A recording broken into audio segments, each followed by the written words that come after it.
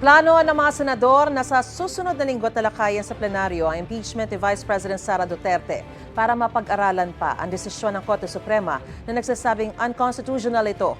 Giit naman ng Kamara hindi pa final ang desisyon ng Supreme Court sa impeachment at iaapelan nila ito.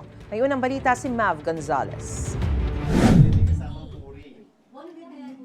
Para kay Senate President Chis Escudero, hindi na kailangang mag-convene ulit ang Senate Impeachment Court para desisyonan ang sunod na aksyon ngayong idineklara ng unconstitutional ng Korte Suprema ang impeachment ni Vice President Sara Duterte.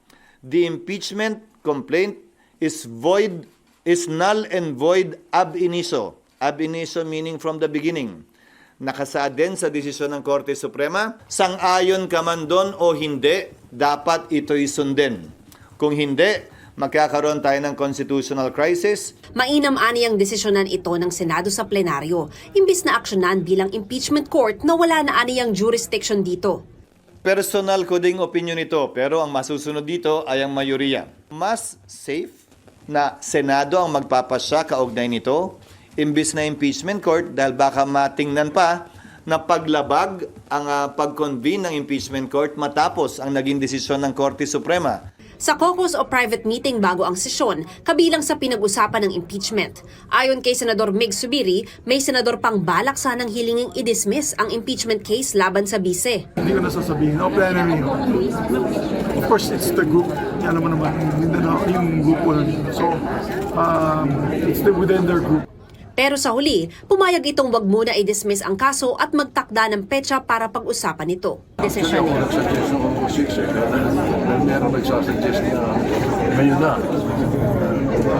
Pag-aaralan pa ng iba eh. It will tackle here at the plenary session. Nagsasuggest na August 11, 5 ng MR ng House. Sabi ko, let's meet halfway. Pwede na Wednesday next week. That'll give ample time for everyone to study. Sabi ni Escudero, dalawang bagay ang titingnan ng mga senador. Unanimous ang desisyon ng Korte Suprema at immediately executory ito. Pero pagdidiin ng Kamara, pwede pa nila itong iapela. The decision is not yet final. The House will file a motion for reconsideration. And until such time, it is still up to the Senate to perform their duties as mandated by the Constitution. We are hopeful na maari pa po mabago ang desisyon ng Supreme Court tungkol dito. Ano't anuman, handa ang kampo ng bise kahit ihain ulit ang impeachment complaint pagtapos na ang one-year bar rule sa February 2026. Ito ang unang balita. Mav Gonzalez para sa GMA Integrated News.